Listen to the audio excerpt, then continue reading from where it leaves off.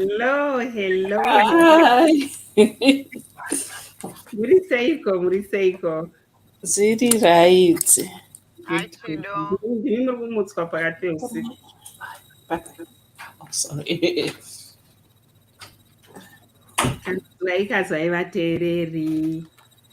Tinokuchingamidzai pano paSelf TV. Ini ndinoitwa Monica kunze kweguta. Ndine mushamarari wenyu. Ndiri kufara nekuti nhasi tine topic yekuti tiri kuda kuti titaure tibatsirane. Tinzwe kuti zvona kubva pakatanga HIV 30 makore 37 apfuura. Tavepapi. Saka ndine muenzi wedu Chido ndadzungira. Chido, muresana nevateereri. Kwazwai vanhu vese vari kumati Manai, saka tikomberedza. Sorry, ndiri kungobva kumuka. Ndinofara kuti ndako kwakuuyawo pachirongwa chino. Ndinodayira kuti tese tichava nenguva yakanaka, tichadzidza zvakawanda kubva kune vanhu vese vari pano nemi vakateerera. Tinotenda. Tete Spiwe. Kazai vateereri, tadzoka zvekare pachirongwa chedu. Ini ndoitwa Spiwe kadzidza mapfumo.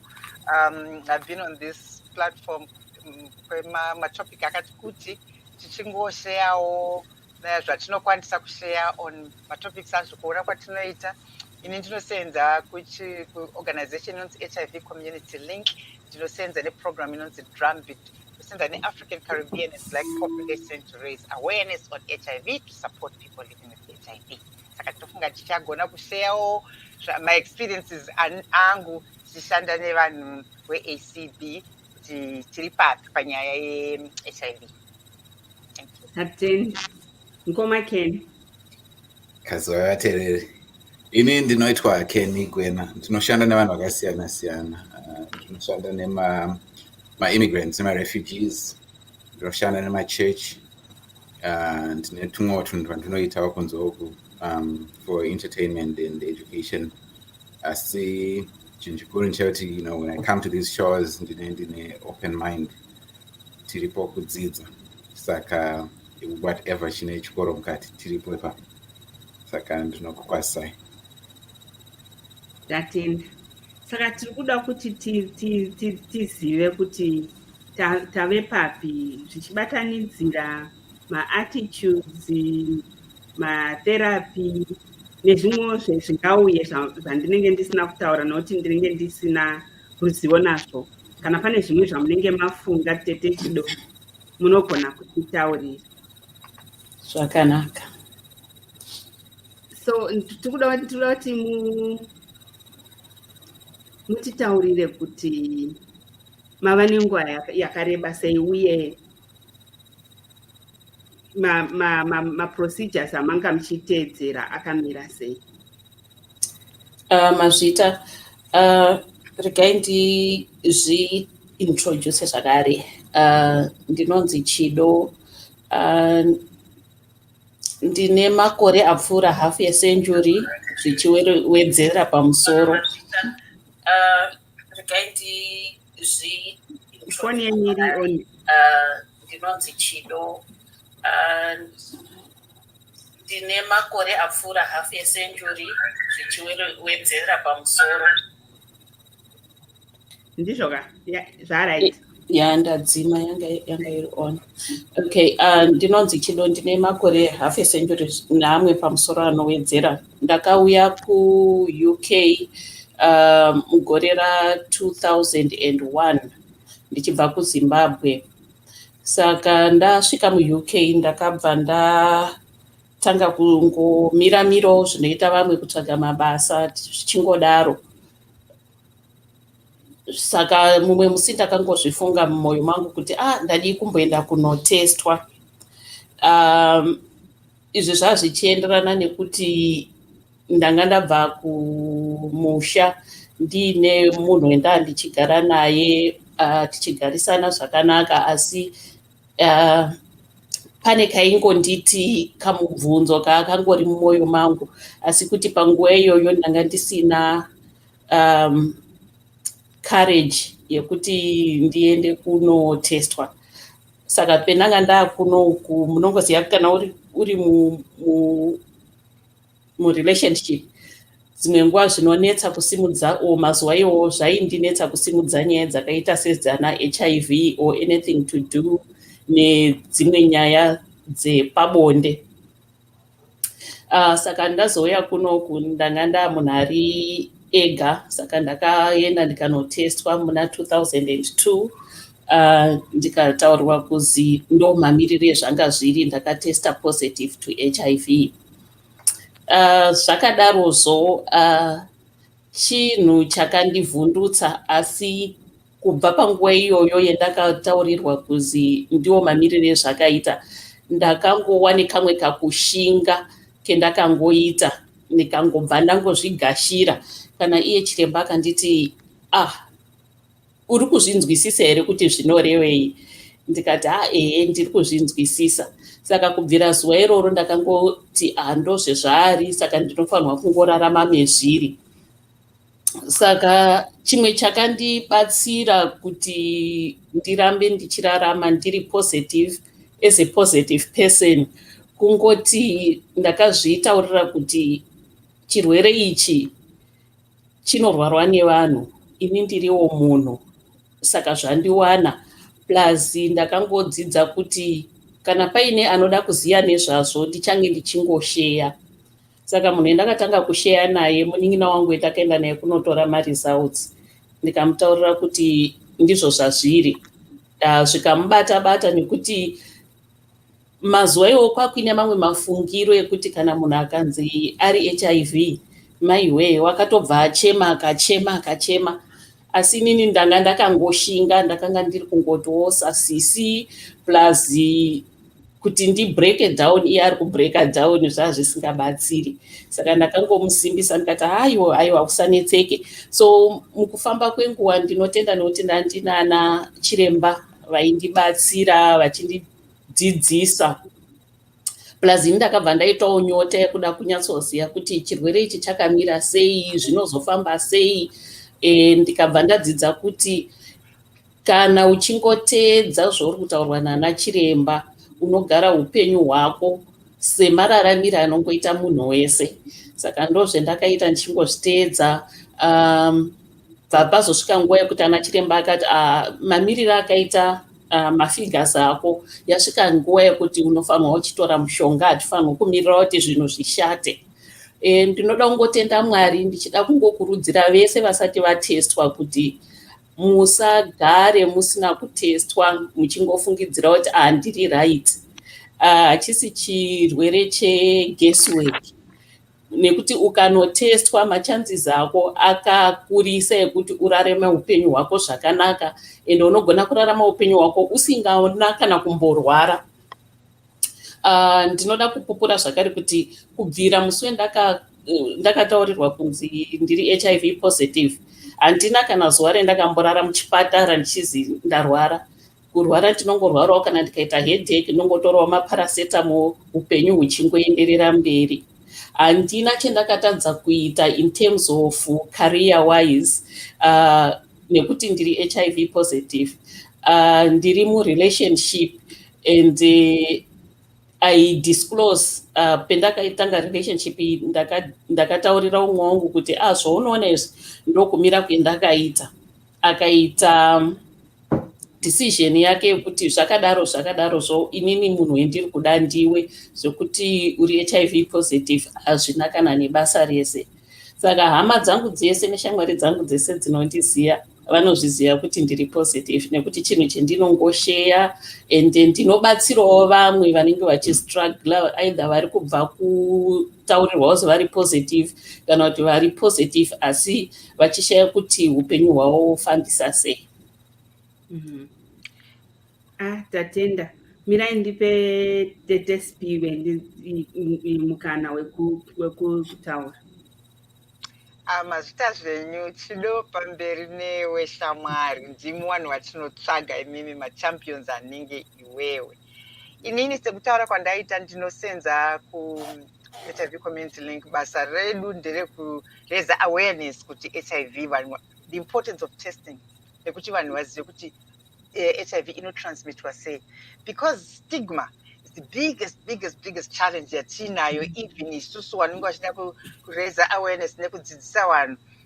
Nyaya yestigma inoita kuti tikangoti tinoda kutaura paself TV nenyaya yeHIV, kana munhu anyone but even vasiri HIV positive kuti uye titaure nyaya uchisharewo what you think iwewe, kana uchifungawo kuti ndinotya vanhu vari HIV positive, kana uchifungawo kuti une negative attitude towards uya ushare nesu. Havadi. Ndinoenda inini kuma-communities akawanda muno muCalgary ndichida kutry ndichiraise HIV awareness kune nevanhu ivavo. Ndoenda kumachechi ndichida kuti ingondipaiwo kana kakati ndikungotaurawo kuti zvakamira sei nenyaya yeHIV. No, I know. Isusu kuchechi kwedu hatimbomira hazviite kuti muuye kuzoti madhoo achingovharwa. And yet kune avo vari muno muCanada, vanhu vatema tiri a key population. Black people are a key population. Kana tichiti key population tiri kutaura kune even though tiri 3.5% of Canadian population, tine high representation of HIV in that population. Vanhu vazhinji vari mucommunity dzedu vari kutesta positive. Either vanouya pre-migration kana kuti vanouya vachitesta and then they find out kuti vari HIV positive pavanouya ku-immigration medical exam paipa votaurwa kuti HIV positive. Vamwe vacho they are testing positive, vambouya kunoku vari negative, then they come here couple of years into it, then they test positive. So nyaya yacho iyi yakatokura chaizvo, hapana kuti haina chekuita neni. Everybody is involved, and I think the sooner we find out kuti status yedu yakamira sei, and you can't find it by just looking at the person and say, we are right, I think I right stated. You can't tell. The good Lord didn't give us horns yekuti kana waona nenyanga uzwa kuti ari positive. It's you can't. I mean, and more so now because of good nutrition and better lifestyle, you can't tell. Back in the late 80s and 90s, there were other factors zaipa kuti vanhu vafe soon after kana vakuita positive. Poverty and the lack of education, information and treatment, linking to treatment, it wasn't the same as overseas, like kunachido kana kwatiri kuno. It was different. But tinogara kuno, we lost so many people, friends, relatives, the neighbors. Apana singaziwe the face of HIV as long as you're from, particularly Zimbabwe and most of African countries, right? We buried so many people. Why would we die when we are here in areas where there are resources available and treatment is free? Why should you die? It's stigma. I'd rather die than HIV positive. Why do you do that to yourself? Saka ndizvo zvatinoita kana tiri communities tichedza kudzidzisana kuti wedu ngatiende ugare wakaziva status yako, and when you know you tested negative, you are more likely to guard, to risk, so that reduce the risk of getting HIV. That's what I can say, and much more, but no momirira pano tombosiyarawo kuna Ken atimbotitaurirawo. Mukoma Ken. Aina hangu handina zvimwe zvakawanda zvandinokwanisa kutaura except kuti I've noticed kuti vanhu vanotya kuassociatwa neHIV. Kugara kwatakaita panapa kutori nevamwe vanhu vanenge vachitotarisa kuti pane vanhu 4 saka ndivo vacho vanayo. Ukataura zveactivism, vanhu vanokudza kuti ukaona munhu akuita activism anenge atori nayo. Mukufamba kwangu, I've met with a few people vanosenza kuma support centers HIV, and ndo maonerwo anenge achitwa, and some of them have told me kuti vanhu ukavati let's meet pakati zvine chekuita neHIV, they don't want to be involved, they don't want to be associated. There was a time yandaishanda neAIDS, yainzi AIDS Niagara at the time, saka kuenda kubuilding kwacho waitoona kuti hauna muZimbabwean waunomboona, and you would wonder kuti saka vanhu havauye kuno kuzoshowa here kana kuti ndezvekungo ndezvekungowandirana. So those are some of the things that actually build into the stigma, feed into the stigma. Takamboita two cases. Ndichitanga kushanda newcomers. Immigration was set up in a way which you just kana uchishanda newcomers in the setting in Tiri. It was very easy to make assumptions. Tiwesawana from immigration at a certain point means it's a response from from my doctors that's coming through immigration, and therefore they have to go back for a follow-up. Therefore, people would assume kuti we are not wara. And even we are not wara should not be a word that we use loosely, because in my understanding, just because on HIV doesn't mean kuti unorwara. There was a person akashanda watakadaidza kuti ambouya kutaura nevanhu since tatine population yakati kurei. Munhu iyeye anga asiri muZimbabwe nake, angangori munhu anoshanda ikoko, akauya akataura zvakawanda zvekuti just by listening kune zvaaitaura you could tell kuti nyaya idzi dzinoenderana nedzimwe nyaya dziri mucommunity medu. So inadvertently aita kunge ari kutaura nyaya dzaanenge anzwa in confidence, uye wadzitaura in a group session kana kuti in a workshop. And that affects people in a lot of ways, because then you start thinking kuti saka ndikanotestwa, and if I am positive ndikatanga ku-access my services ikoko, is this what's going to happen? Do people just show up at meetings and start talking about me without mentioning names? But vanhu vari mucommunity might know kuti vari kutaura nezvei. So what I did was ndakaapproacha vakuru vaiona nezveizvozvo, ndikati we really have to make it a point kuti zvinhu zvakadai so hazviitike. So ameno kwazvakazogumirawo, but it stopped. The other thing is maite mukaenda kuma-medicals, it's a public place, it's a doctor's office, vanoita izvozvo for immigration.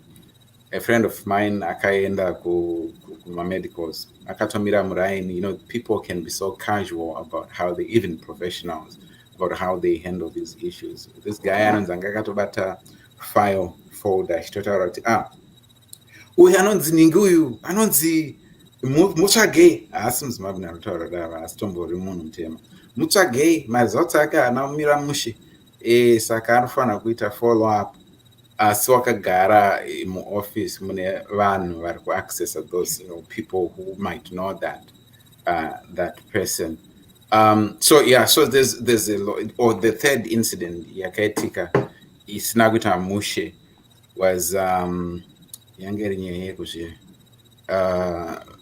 Okay, so tinoita Black History Month, so tinoshanda sometimes in partnership with my organizations around us. So since we knew some people veku HIV support area medu, was actually a personal friend. Saka taitaura, my Black issues, my issues are not affected anotema. Ndobva ati ngatiteika Black History Month pamwe chete. This is a long time ago. Ngatiteika pamwe chete, ndikati good idea. Ndobva tachinodza vakuru vebasa vangu varove munomu. Vakapopota zvikanzi hazvisi kuzoitika izvozvo. Tikati ndimi vakuru veningi, ndimi munofanira kunge muri kuadvocata. Pesa taifunga kuti munonzwisisa zvikanzi organization haifanirwi kumboassociatwa ne-HIV, because ikaasociatwa ne-HIV munhu wese achitanga kufunga kuti maclients edu ane HIV, and that's going to backfire on us. To be quite honest, nanhasi handinanzwisisa kuti maya vaibva kupi nenyaya yavo, but those are the things that happen in the community. Zvinoita kuti when people really actually need to get tested, or people need to go to those places to access services, vanopedzisira vakufunga katu vasati vaenda. Ndizvo chaizvo, because ndofunga nyaya hombe even 38 years later inyaya yestigma. Stigma iri kuramba kuenda. Tichiteerera zviri kutaurwa apa, it sounds like it is so deep rooted zvokuti zvona handizive kuti inonofukunurwa sei, midzi yacho ikaita sei ikadzurwa, nokuti evidence inorakidza kuti vanhu inonasa kunge cancer iri more dangerous and more frightening than HIV, but hazvisi kupiwa stigma iri kusaidi rimwe chete. Ameno antisipiwe unogona kutsanangura here kuti chii chinenge chichiitika. Matotaura ipapo stigma, but you know what, is there and is there. But what I still think kuti education is very, very important. If people can open up kuti vazive kuti zvinombofamba sei, because sekutaura kwaita Chido kuti you could live positively for a long, long time. Iko zvino izvi, there are so many things that kana ndaenda kunoita education in communities, people are like, what? We didn't know that. Kuti munhu anenge ari HIV positive akanga aramba achitora mishonga yake anosvika papoint where they are undetectable. Kana apa undetectable meaning kuti kana wakatesta kuti awaone kuti ane HIV, they won't find it, but it doesn't mean kuti yaenda. It means mishonga iri kushanda zvakanaka zvekuti munhu asvika pastatus ye undetectable. And kana munhu ari undetectable, they do not transmit HIV, even without the use of protection, without a condom. There are so many couples, vanonzi vari serodiscordant, where one is HIV positive, the other one is, like Chido was talking about. And there are so many mothers vari HIV positive. Vari kuita vana muno muCanada, and I think the UK as well, most of these developed countries, kana kumusha as well, vanhu vari HIV positive who are actually getting married or conceiving, having children, and vana vasiri HIV positive. Very few children are born with HIV now, muno, particularly in this country. I can speak for this country, because madzimai aya vanenge vaona paanoenda kunoitwa test ari pregnancy otaurwa kuti HIV positive. It's devastating. Munoti going married, it just goes to show that the virus doesn't care whether you're married or not. It doesn't know. It's just looking for a horse. And then what people are canceling, what are going chitora mishonga yako right away, starting from now. By the time you know it, a lot of times mwana anenge atova undetectable. Oita mwana wake hamu breastfeed, wanoti ipai mwana formula, so that they do not transmit, because a mother with HIV positive are not transmitted to a newborn baby through breastfeeding.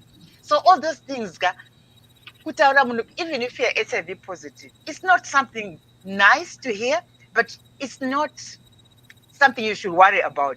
And being HIV positive doesn't mean you have AIDS. There's a difference there. The HIV is human immune deficiency virus. It's a virus which is transmitted from person to person. And kanawane AIDS is when it's untreated, and then virus yacho yaramba ichikwira ichiwanda mubody kusvika papoint yekuti body yako haichagona, immune system yako haichakwanisa kushanda effectively. Then unenge wakuita different kinds of diseases, opportunistic infections to affect the body yako, because iyo haichakwanisa kushanda like it normally does. So really, HIV now, it's a chronic disease. It's a killer disease. You can only share that kind of cheaper education, and only education if people allow you to do that. I can have this information, but unless I'm given an opportunity to go to communities so that I can share this with them, one can become undetectable, and when they're undetectable, they do not transmit HIV. That's why people can be in a relationship for a long, long time. Mumari are negative, mumari are positive, because I would transmit it undetectable. Kwane mishonga yezvinenzi inonzi PrEP ye yekuti munhu unogona kutora PrEP make sure kuti your chances of, or it reduces risk of transmission kune partner yako. Yeah, kana ukasangana nemunhu ari HIV positive, you know what, human beings are human beings. People who transmit HIV, it's not because they're criminals, they're out there to transmit. It can happen to anybody. How many people have children? When you had sex, and you have sex with somebody, you're careful. In the process, you could transmit HIV. So really, you can take PrEP. You see, two pieces of information to I can only do that if I'm allowed to do that. People, kana wawataura then tasingaziwe zvatso unogonotora mishonga yekuti kana ukasangana nemunhu ari HIV positive usingaziwe, you won't get it. Yeah, pre-exposure prophylaxis yako, and yaka-approved by most countries now. You can get it from your doctor, but vanhu havazizive because of stigma yataurwa naKenny. Kungoti uyai pana hatimboda, and assumption kana akandibvunza zvikati saka imimi mushonga wenyu munotora kupi, and I was like, no, we are not a clinic. I didn't realize what you were saying. The assumption is because ndiri kutaura about HIV, ndinosenza ku-HIV, I must be HIV positive. But that's not the point. That's not why I'm there to, to say I'm HIV positive or I'm not. I'm here to get education. That is what. And kuti also, what did it matter kuti yenyu mishonga munotora kupi? The point is manga maenda kuti munodzidzisa, munopa information. Zvinenge zvichiitika kuupenyu hwaanyone anenge achishanda imomo has got nothing to, hazvina chekuita nekuti saka chido izvozvi uri kusenza here mulaini yekuenderana ne, I know kuti you are a social worker. Handisi kushanda zvine chekuita neHIV, but ndine grupo vanhu vendinongosangana navo tichingo, it's like a social group kwetinongosangana tichishare ma-experiences nema-ideas zvinenge zvichingoitika mucommunity. And ndinongotaura nenyaya yestigma, it's 38 years later. And dzimwe nguva you'd think kuti vanhu vakunzwisisa, but vanhu vachiri kure zvakanyanya pakunzwisisa nyaya dzeHIV. Ndingangopa muenzaniso wekuti pese pendinotaurira munhu kuti I'm HIV positive, vanhu vanoti but you don't look like it. Vanhu vanofunga kuti unofanirwa kuratidzika, iwe uri kunyepa, uri kuzvitaurirei. Ndingangopa muenzaniso weumwe anga ari kufarira kuda kuita shamwari yangu. Totaura hachisi chinhu chokuti unobva wangotaura ipopo, asi pese pendainongoona kuti munhu uyu akunyanya kuda kukwenzera padhuze zvakanyanyisa, saka ndinobva ndatoti regai ndibva ndamutaurira kuti aite decision yake, kuti unogona kuzvifarira here kana kuti kurarama mazviri kuti uri kufambidzana nemunhu ari HIV positive. Zvaakanditaurira in a very nice way. I think he was trying to be nice. Akati sorry wena, I hope in future uchaonawo munhu wako ari HIV positive. So kwandiri it was like, okay, kana uri HIV positive saka unofanirwa kungofambidzana nemunhu ari HIV positive. Ndakamutendawo ndikamuti ndinodairawo ko uri kuenda uchangoonanawo nemunhu asiri HIV positive. But chinoshamisa panyaya yacho kazhinji ngechekuti vanhu vanenge vachitaura kudaro vanenge vasina kana kumbotestwa, havatombozivi kuti status yavo yakamira sei. Saka message yangu huru ngeyekungoti vanhu testwai, because hamungangoiti zvekufungidzira kuti ndofunga nekuti skin yangu iri smooth, ndofunga handisi kukosora, ndofunga hapana pari kundirwadza, therefore ndiri negative. Handitori boy inini, ndo language inototaura vanhu kazhinji. Plus vanhu iyo stigma inobuda futi mukutaura. Pane tumasayings tunotaurwa nevanhu twekuti unongoshama kuti munhu ari kubvepi koyo, matauriro vanenge vachiita in terms of zvinhu zveHIV positive, kuti munhu ari kurwara iyeye, ari kurwara zvisingaiti. So the other reason yakaita kuti ndidisclose kunyanya kumashamwari yangu nehama dzangu inyaya yekutaura ikoko, language inoshandiswa nevanhu, nekuti ndakazvipikicha, because kare waingofunga kuti ukaita HIV positive therefore uchabva warwara, obva warara mumubhedha muhospital, anhu achiuya kokuona. Saka ini ndakati iwe zvekuti vanhu vauya kondiona vonga vachikwenana pamubhedha wangu vachibvunza kuti saka chiiko. muri kuzviona sei vamwe vachida kuba manotsi kuda kutarisa kuti chii. Ndakati I would rather have people come and see me vachiziva kuti tiri kufambira chido uri HIV positive. Saka ndofunga pane zvangoitika zvine chekuita neurwere rwake kuti ndozvaari kurwara. Handina kuda kufarira kuti vanhu vangoya kuondoona vachiuya kuita makuhwa pabedside pangu. Yeah. Talking about my language, ataurwa nachido, unoziva, when you talk of stigma, language is very powerful. Vanhu vanotsenzesa kuti as clean, we are right, we are clean. Meaning what? Meaning when HIV positive as clean. You know, those are my words. Atinotsenzesa anostigmatizer vanhu who are living with HIV, and we don't call people who live with HIV as people with AIDS. They are just people who are living with HIV. That's all. And that's because, as I said earlier on, could be HIV positive, but doesn't mean that person has AIDS. Those things are very different. And you can only know that kind of information through education.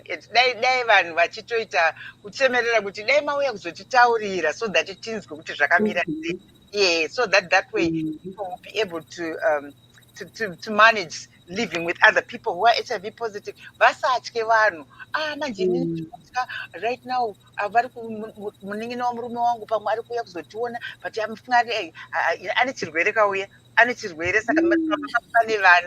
so what is that going to do with your children just because it's HIV positive? It's very difficult to get HIV. But people want to make it sound like it's so easy just because someone is HIV positive. Agara pachair achatomboit akauya akarara pambed ndakutopisa mablankets anga achitobata matoys evana wangu you know what, it's criminal actually, that kind of behavior. And in indinosenza nevanhu living with HIV vanokudza spiwe. What kills us is not the disease, it's the stigma and the way people treat us like they are men, they are freaks, which you and me don't do. The only difference is somebody was just got the virus and didn't. And as Chido said, you don't even know, because you see, you could get the virus in the body and it could live there for 10 years. But meanwhile, you are in my relationship and you're transmitting. That's the importance of testing. Please go for testing so that you know your HIV status. That way you know how to deal with it. If you test positive, link to treatment right away, so that you just live with the virus. It's a chronic disease, just like diabetes. And you can, once medication, one could live a long, long life. But if you don't, and you just think, in injury, right? You hardly ever see and whatever.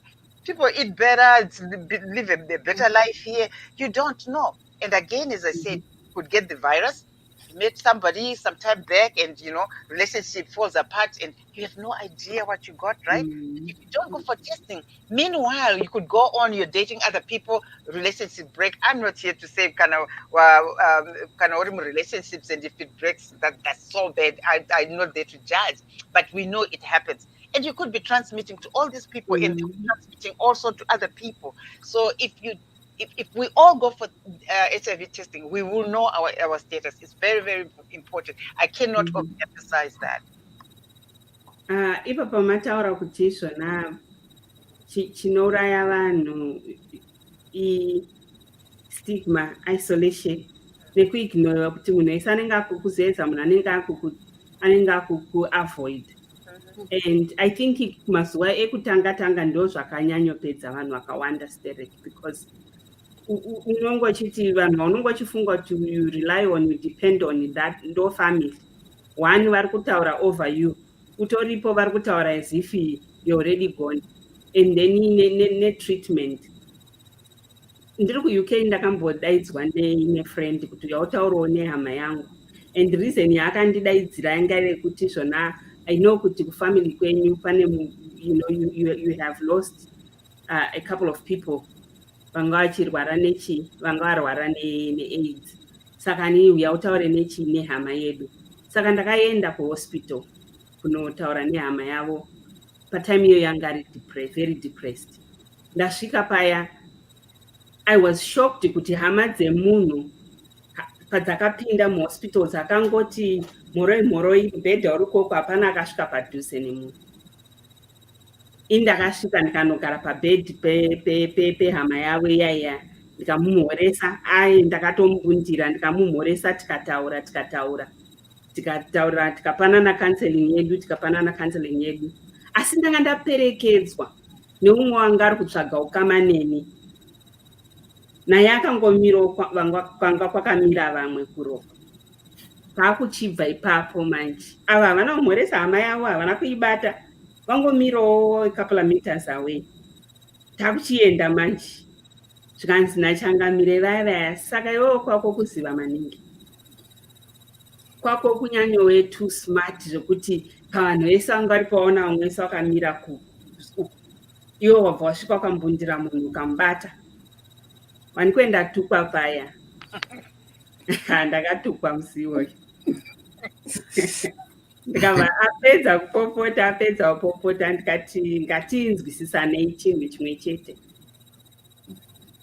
Iwe neni hatingafambidzani because handingatange kuignore hama dzangu dzinenge dzichindinida. Kana usiri kuzvipa nguva yekunodzidza kuti uunderstande kuti zvakamira sei, hatingaite ukama. Iwo matauriro auri kutoita iwayaya ari kutondirakidza kuti iwe neni hatifanire kufa takambonzwanana nemutoo iwoyo. Saka tichisvika uchingonondidhiropa iwo chibongoenda hako kupi kumba kwako, ini wobva watokanganwa nezvangu. Saka ndofunga tinofanira kushinga kuita ma-advocates for others. Even though ndakaona kuti izvona mai vaya kuignoiwa kwavanga vachiitwa kwesoko ndokwanga kuchitoita kuti varware wese. A year later vakazondifonera vakati izvo ndati ndikungokutaurira kuti musi uya wakauya kuhospitari, you saved my life. Handina zvandakaita, ndakangomutreata kuti uri munhu. Maybe angatove nenguva asina kana ari kutombombata, but time iyoyo ndakangomurakidza kuti chii, uri munhu, hausi kunzwa mushe hongu, asi I care about you. Saka kuadvocate for each other kuri important. Chido, pane chaungade kuedzera here? Ipopo pemuri kutaura pekuti healing inouya kubva mukufunga nekuti mabatirwo anenge aita munhu. Mushonga unozouyawo pamusoro, but mental well-being I think ndiyo inoita kuti munhu akasike kunzwa zviri nani.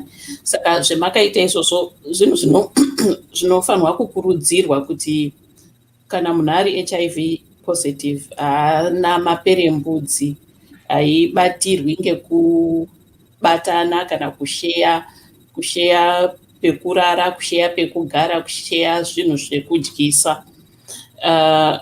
Haibatiri ngekuti wahaga munhu ari HIV positive. It's either iri sexually transmitted kana kuti mukashandisirana maneedles nemunhu ari HIV positive. Saka zvataura tete Spiwe zvekuti kudzidza nekudzidzisana ndicho chinhu chinobatsira mucommunity kuti vanhu vanzwisise nyaya dzeHIV. Ndotaurawo kune vamwe vari HIV positive vakawanda vasingadi kuti zvizivikanwe. Kuti upenyu hwako hukurerukire, kuva honest with yourself, kugashira nekungoliva upenyu huri positive. A positive mindset ndiyo yakandibatsira inini kurarama kwangu kwandiri kuita nhasi. Kungoziva kuti ndingangokutaurirai chimwe chinhu chendinogara ndichitsekesa vanhu ndikati vanhu vane BP vanenge vachiti BP yangu they talk freely about it. Vane sugar, diabetes yangu yakakwira mazuva ano. Vanhu vanoona zvirwere zvavo and they are free to talk about it. But kana pazosvika kune munhu ari HIV positive, ukangosimudza muromo iwowo vanhu vane matarisire kavanokuita. Chendakaona ngechekuti kubvira kudhara zvaizi kana waita HIV positive, it's either you were promiscuous or something. Pane zvawakaita. Yeah, pane zvawakaita kuti zvisingagashiriki musociety. Ndosaka vanhu vazhinji vasingadi kuti zvizikanwe. Inini asi ndakadecide kuti handina basa nezvinofunga vanhu. Inini ndiripo kuti ndilidze upenyu hwangu outside zvinofunga vanhu. Kazhinji ndinotaura kuti vanhu vanofanirwa kutotya kuti ndinofungei nezvavo pane kuti vanofungei nezvangu. Ndizvo chaizvo mukoma Kenny. Yeah, pari kutaura nasi tichida pakuti kwazvakatangira ndokune nyaya maintroducirwa yakaitwa. I remember pandakatanga kunzwa nezve HIV ndandiri kubva kuchikoro, I think ndiri grade 6 or something, grade 5, 6.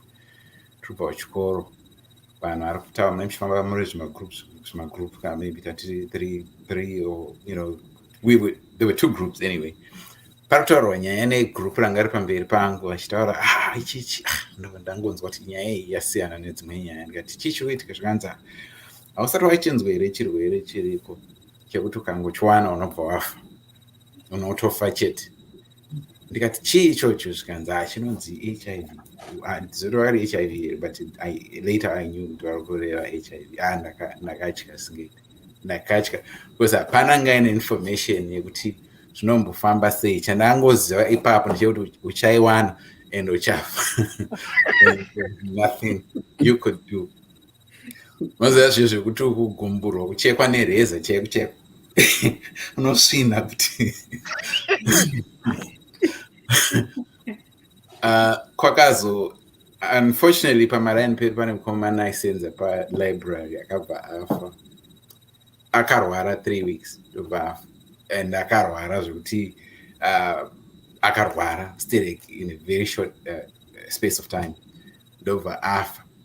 Ndobva yatanga nyaya yekunzi unoziva kuti akafa ne, and mafiro akaita akabva atoputirwa angapera akaputirwa neplastic.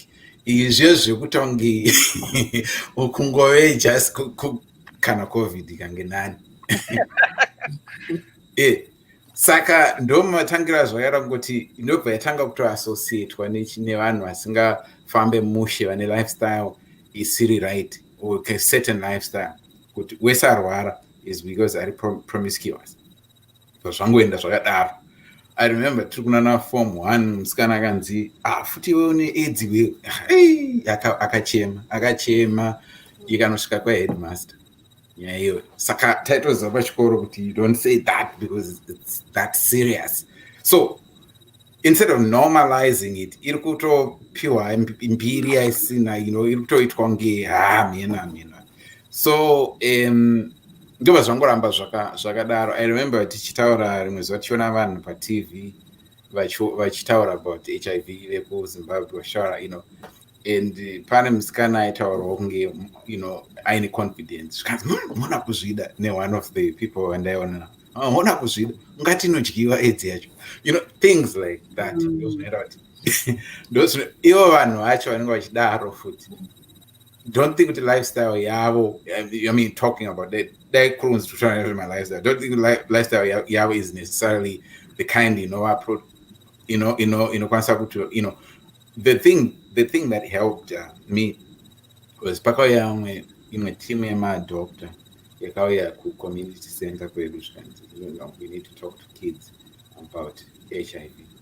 Vakatsanangura chaizvo, vakatsanangura zvekuti ndakatobvonda number 1 vanhu vatotifungawo zvekutoiwa kuno kuzotaura nesususu youth kuti zvakamira so and vatipa all this information. It doesn't necessarily mean kuti a lot of people became aware kana kuti vakazvitora serious. Vanhu vangonakidzwa nekunge varipo, but I know kuti pane some vakabatsirika that information. And kuZimbabwe, I think right now there's more information kuZimbabwe than kuno about HIV. But vanhu I don't know, it doesn't seem like it helps a lot because of the stigma. The stigma, it's like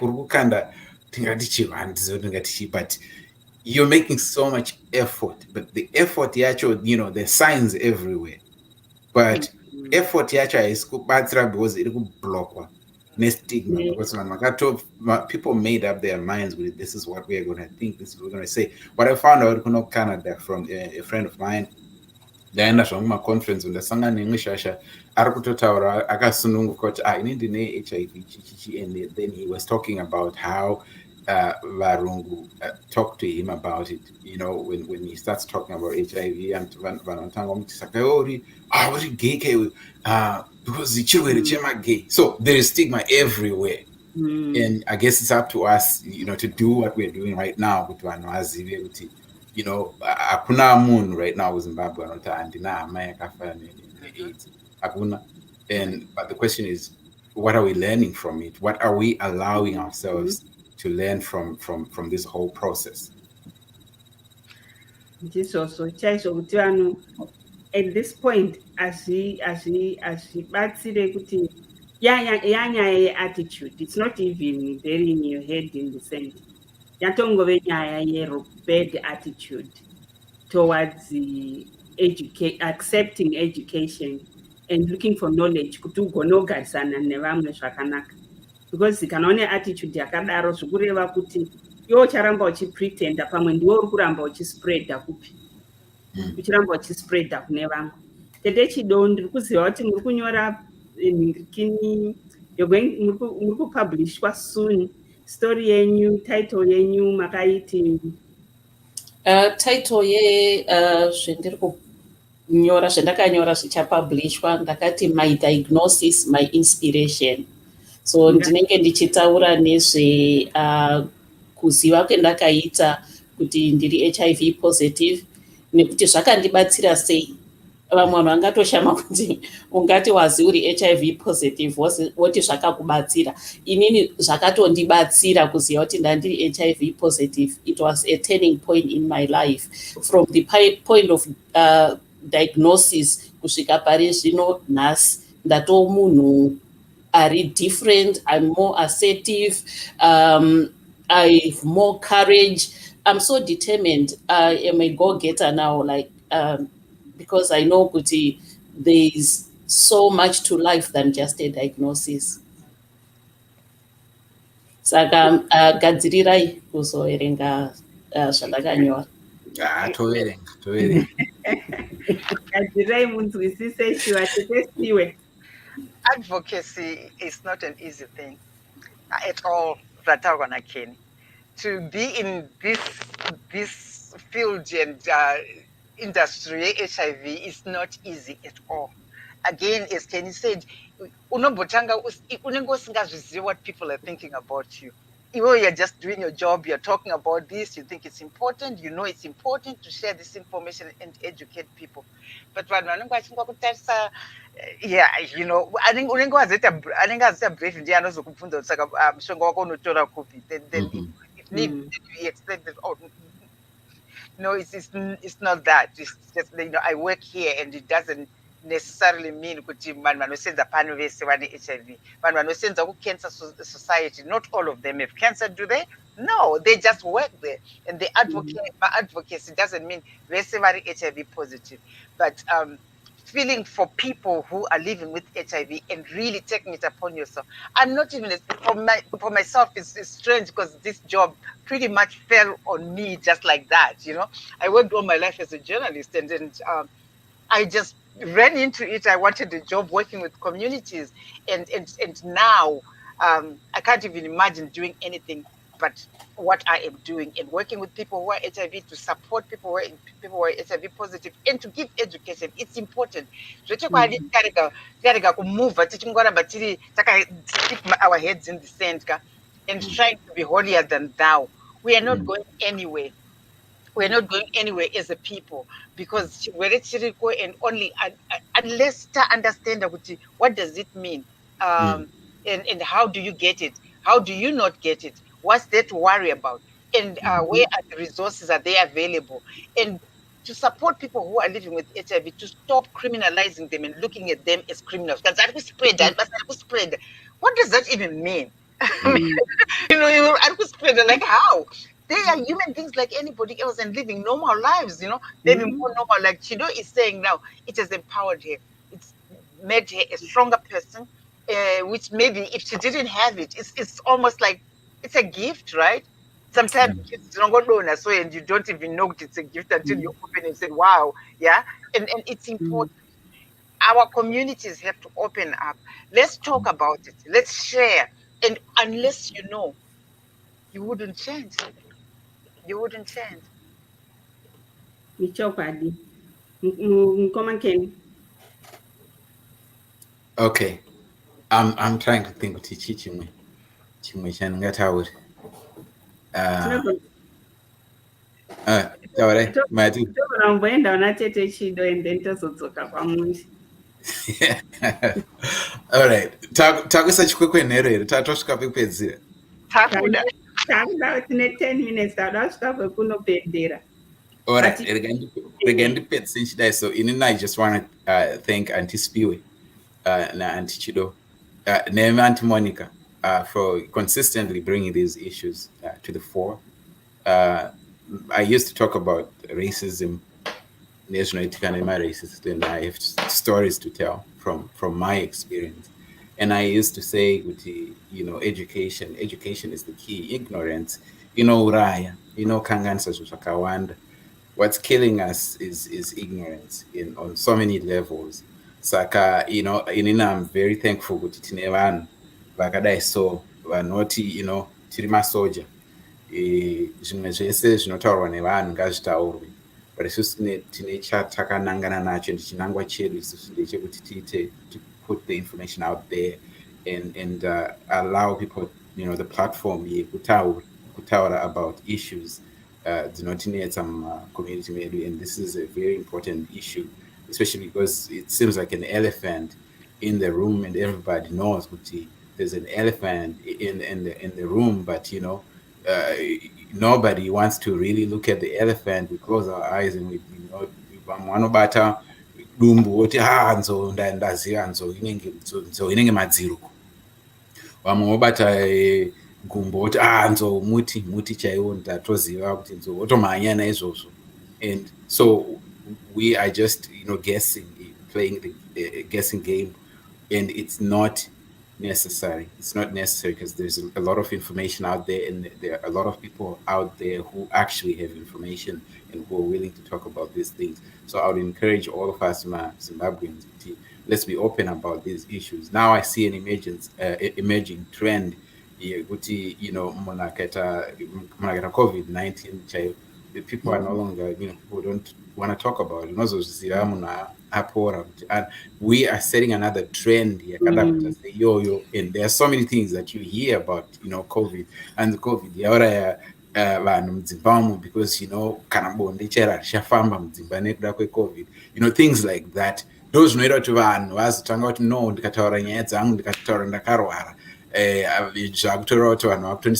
bracket level in society. Those are the things that are destroying us, and we're only destroying ourselves. So sometimes we just have to face facts and deal with my facts.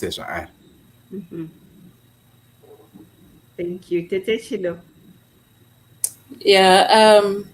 Ndoda kutenda kuti mandidaidza kuti ndinge ndiri pano ndichisheya nekudzidzawo kubva kwamuri mese. Ndisati ndauya pachirongwa chino ndakatotaurirawo vanhu kuti uri padhuze, ndoda kungorenforsa point yekuti stigma ingoriko, and zvimwe zvacho zviri so subtle. Zvikasi iwe uroda kuzviitireko zvinhu zvichazogara paFacebook, unozikati ko zvanetsei zvikazi saka munhu wese nyika yese pasi rese richazoziva kuti ndo zvauri. Ndikati ndo zvandiri kutoda izvozvo kuti vanhu vazive. ndodzoka panyaya yekunyora svikasi washaya zvekunyora nezvazvo here. There are so many topics zvaunogona kunyora. Why are you writing about this? But ndinofara kuti pane pakati pevamwe vese vanga vachiratidza kusaona kuti sei ndichifanirwa kuita zvandinoda kuita. Pane vamwe vaindikurudzira vachiti uri kuita zvinhu zvakanaka, your story should be shared, vanhu vanofanirwa kudzidza. Imwe komendi yakandinakidza zvikasi, enzai chamboshamisiri. Pane zvimwe zvirwere zvinyowani. Saka why are you writing about it? Haichatomboshamisiri. Asi response yangu was, inogona kunge isikachashamisiri, inogona kunge isisiri topical, but it's still my story. So I have to share my story. Saka sekutaura kwendamboita kuti vanhu vanoona chirwere cheHIV or vanhu vane AIDS sekuti havafanirwi kusunungukawo sevanhu vane high blood pressure kutaura nezvechirwere chavo. Vanhu vanenge vaine cancer, they are free to say ndapa stage yakati, but kana uri HIV positive, firamo. Tetesifiwe and then tazopendera. Okay. Monica, thank you so much for the work that you're doing, because mufungeka, somebody has to do it. These are things, someone has to do it. And Chese and Shido, I don't even know how to thank you for the stand Yawakaita and advocating for people who are living with HIV. And Banakeni, Jimima Pastor, so I also have a big problem among my pastors, because the way they still want to talk about it and to close me out about HIV, people have to open up. And I have some clients who have actually told me, well, and all of a sudden, CD4 yadzika, and what happened? Where I stopped taking mishonga post ndakanchina matiro and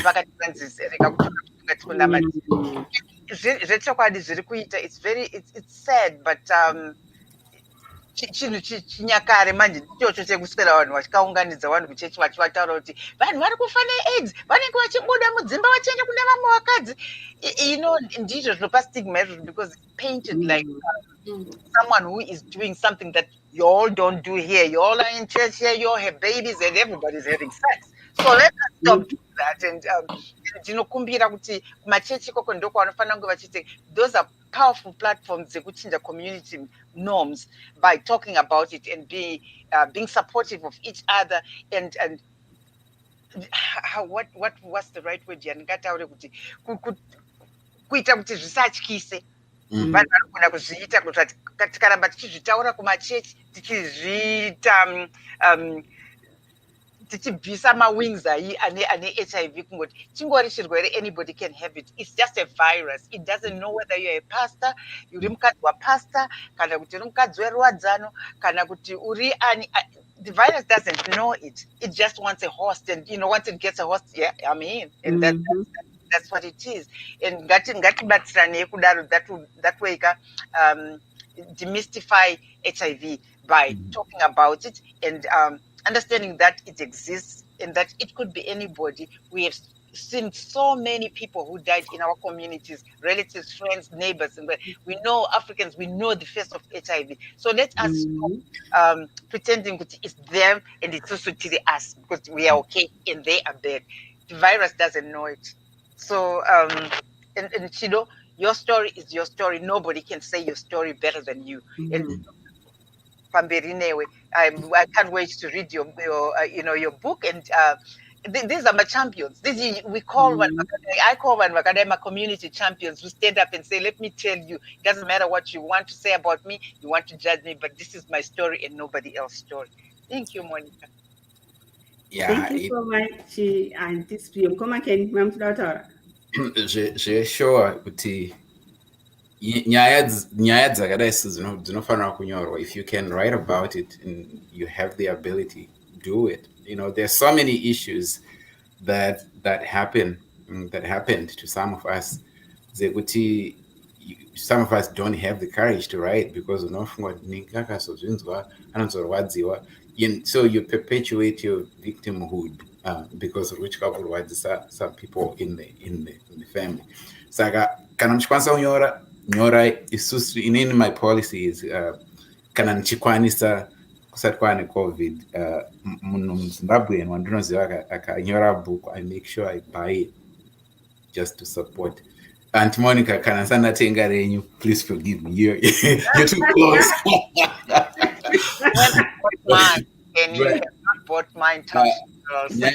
Nyaya dzemachurch problem yemachurch edu today, and akutange munhu akunza new topic kwekupedzisira, but problem yekuti machurch edu, the way we've taken church with Zimbabwe is just church is just off with Zimbabwe in the sense yekuti kana ukanzwa vanhu vachitaura about Zimbabwe and church unotofunga kuti Zimbabwe yacho is a mini Israel. It's like just the same level Israel.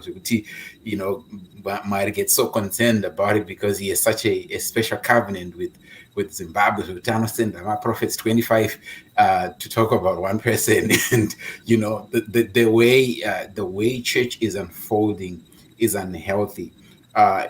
Church in the past, in other places other than Zimbabwe, in places where church has really blossomed and has really been effective, has not limited itself to serving only Holy Communion. You know, like when you see pastors serving anything in most Zimbabwean churches, especially churches like Pentecostal churches, they're serving Holy Communion. Church zvekuseva vanhu kubatsira vamwe vanhu in practical ways azvipo. In America, when we look at church, church aligned itself with vanhu vanotambudzika, and church inoparidza liberation theology, church inoparidza zvinhu zvinosumudza vanhu from where they are to where they're supposed to be. If people are oppressed, the voice of the church nderekuti Mwari is not against one.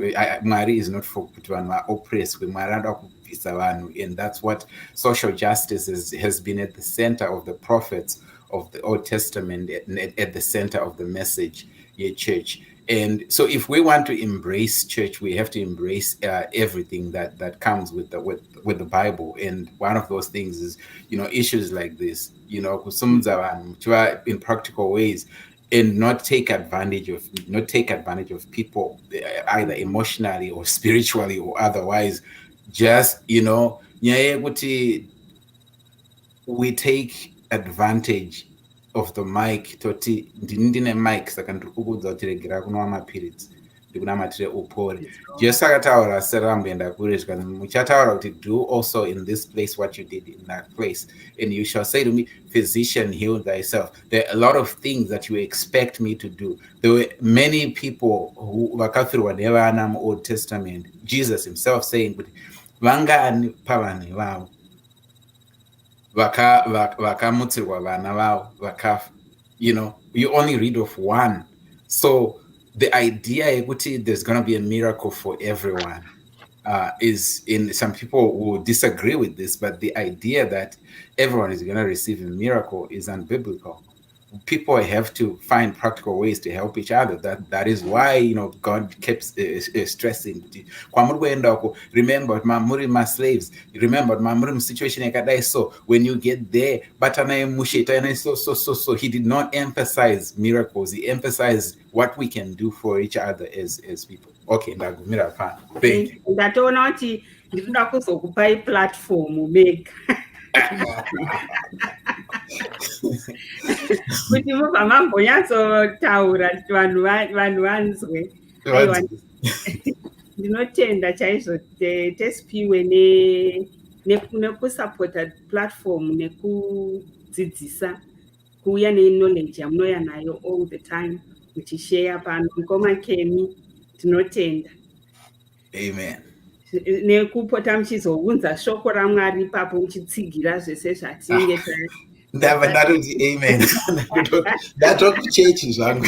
Matori chechi ka and ndinoda kukutenda kasingaperi, nekuti vakawanda vekuti unoti ukadaidza vanenge vasingadi kuuya, asi wazvipira kuti not only through story yawakanyora kudzidzisa vamwe, asi kutoti izvona I will continue to be a champion.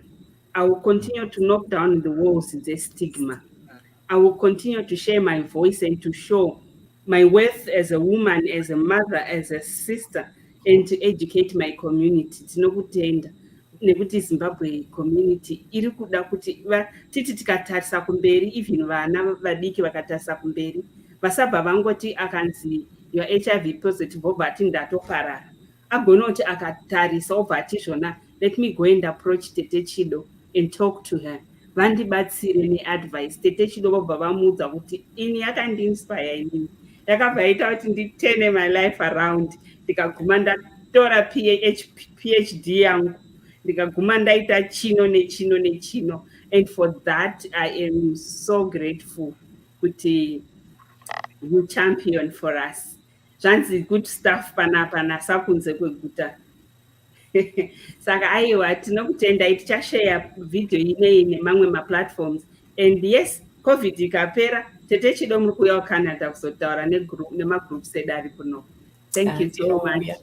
Tatenda vanga vari vateereri nekuve nenguva yakanaka nesu. Tosangana zvakare pachikamu chinoteera pano paSouth TV. Sharewo video yedu itenderere ibatsire kueducata vanhu. Thank you so much. Thank you, everybody.